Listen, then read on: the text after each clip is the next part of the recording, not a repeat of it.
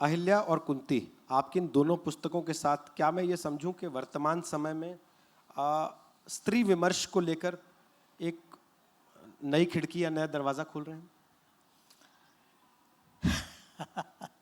मुझे जो लिखना था वो तो मैंने स्त्री पुरुष के रूप में नहीं लिखा, ये तो प्रकाशकों की बुद्धि है। प्रकाशक से कम मुझे ज्यादा लगता है आलोचकों की बुद्धि पे निर्भर करेगा। नहीं कि वो आपको किस खांचे में फिट करना चाहते हैं या बांध देना चाहते हैं। छापता तो प्रकाशक है, वो कहता है कि मुझे ये सीरीज चाहिए, ये इसीलिए मैंने कहा कि राम कथा जो 1800 पृष्ठ का उपन्यास है उसमें से इसको निकाला गया। उसी तरह से कुंती महासमर जो 4000 पृष्ठों का है उसमें निकाला गया। जब मैं उन प्रकाशकों से कहता हूँ कि भाई पाठक को के साथ तो ये धोखा है कि वो बड़ी किताब पढ़ चुका है और उसके बाद वो छोटी खरीद रहा है, प्रकाशक को लगता है कि वो व्यापारी है, उसका काम है वो करना, वो कर रहा है, लोग खरीद रहे हैं, पढ़ रहे हैं, आपको क्या तकलीफ है भाई? तो मैं ये समझूं स्त्री विमर्श ज्यादा बिक रहा है आजकल। अब ये कितना बिक रहा है ये तो वही बतलाएगा। बिक रहा है ये मैं जानता हूँ क्योंकि वो मुझे रॉयल्टी देता है। अगर ना बिक रहा होता तो ना वो अगली किताब मांगता, ना वो रॉयल्टी देता। ये प्रमाण है हमारे पास।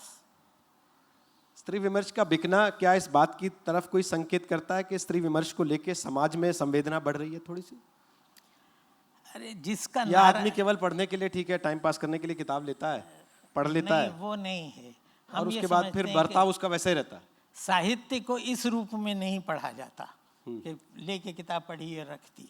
साहित्य जब तक आपके अंदर नहीं उतर जाता, आपके जीवन को नहीं बदल देता, जब तक वो आपको कुछ देख नहीं। मैं कहता हूँ पाठक पुस्तक ही तब पढ़ेगा जब उसको तृप्ति होगी, जब उसको कुछ उससे मिलेगा।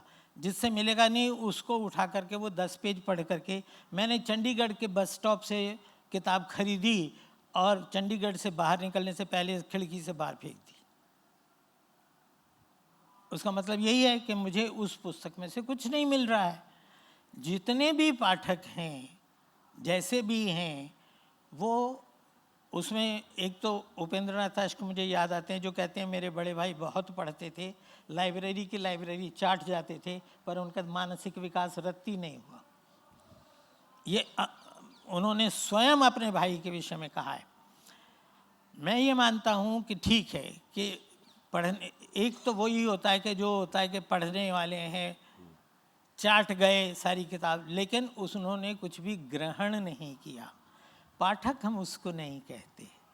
पाठक हम उसको कहते हैं जो पुस्तक को पढ़ता है, मनन करता है, विचार करता है, मंथन करता है, ग्रहण करता है और उसको अपने जीवन में कहीं अंगीकार करके आगे ले जाता है।